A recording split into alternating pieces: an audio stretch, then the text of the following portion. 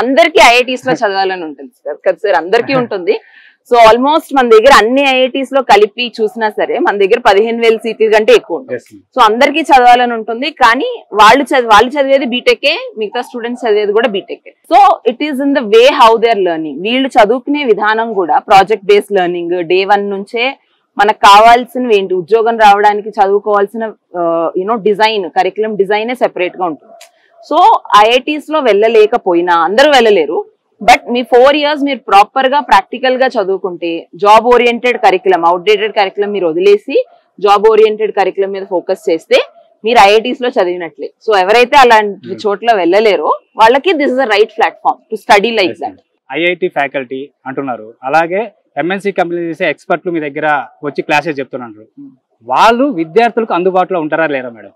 ఖచ్చితంగా ఉంటారు. ఎందుకంటే ఫస్ట్ మా దగ్గర ట్రైనర్స్ ఎవరైతే ఉంటారో ఫ్యాకల్టీస్, వాళ్ళకి మేము ఆల్రెడీ చెప్పినట్లే వీళ్ళంతా ఆల్రెడీ ఇండస్ట్రీలో పనిచేసిన వాళ్ళు.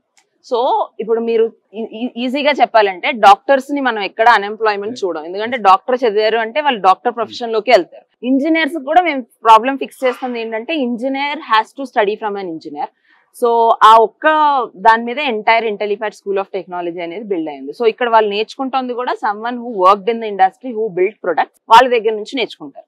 ప్లస్ ఐఐటి ఫ్యాకల్టీస్ వీళ్ళ దగ్గర నుంచి వీళ్ళకి ఆన్లైన్ లో లైవ్ సెషన్స్ ఉంటాయి, గెస్ట్ లెక్చర్స్ ఉంటాయి, ప్లస్ సర్టిఫికేషన్ ప్రోగ్రామ్ కూడా మేము ఇంక్లూడ్ చేస్తున్నాం.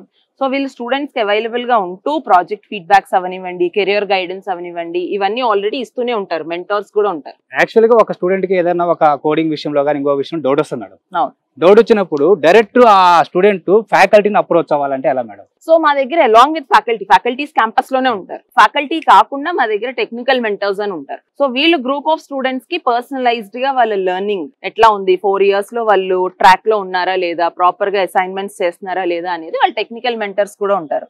ప్లస్ క్యాంపస్ మేనేజర్స్ కూడా ఉంటారు. సో వీళ్ళు డైరెక్ట్ గా వీళ్ళని కూడా అప్రోచ్ అవ్వచ్చు. సో వీళ్ళు కూడా టెక్నికల్ క్వైరీస్ సాల్వ్ చేస్తారు. ప్లస్ మీ ఫ్యాకల్టీ అవైలబుల్ గా ఉంటారు క్యాంపస్ లోనే. ఇది రెగ్యులర్ ఇంజనీరింగ్ లాగే ఫ్యాకల్టీ కూడా అవైలబుల్ గా ఉంటారు. 1.5 year ఇంటర్న్షిప్ అంటున్నారు కదా, అది రియల్ టైమ్ జాబ్ లాగా ఉంటుందా మేడం? అది internship 1.5 year real time job experience లాగే ఉంటుంది. సో స్టూడెంట్స్ కంపెనీస్ కి వెళ్ళి రియల్ టీమ్స్ తో పనిచేస్తారు. సో ఇక్కడ వాళ్ళకి ఏమవుతుంది అంటే రియల్ గా వాళ్ళు జాబ్ లోకి వెళ్ళిన తర్వాత ఏదైతే ఎక్స్పీరియన్స్ వస్తుందో అది వీళ్ళకి ఇక్కడే బిఫోర్ ద బీటెక్ ప్రోగ్రామ్ వాళ్ళకి వస్తుంది. సో దీని వల్ల వాళ్ళ chances of getting a better placement అనేది ఇంప్రూవ్ అవుతుంది. ఎందుకంటే 1.5 year ఎక్స్పీరియన్స్ తో స్టూడెంట్స్ బయటకు వెళ్తారు. ఇది రియల్ టైమ్ ఎక్స్పీరియన్స్ లాగే ఉంటుంది. ప్లస్ రియల్ టీమ్ తో వర్క్ చేస్తారు, ప్లస్ రియల్ ప్రొడక్ట్స్ మీద వర్క్ చేస్తారు. సో వాళ్ళకి ఎక్స్పీరియన్స్ అనేది గెయిన్ అవుతుంది.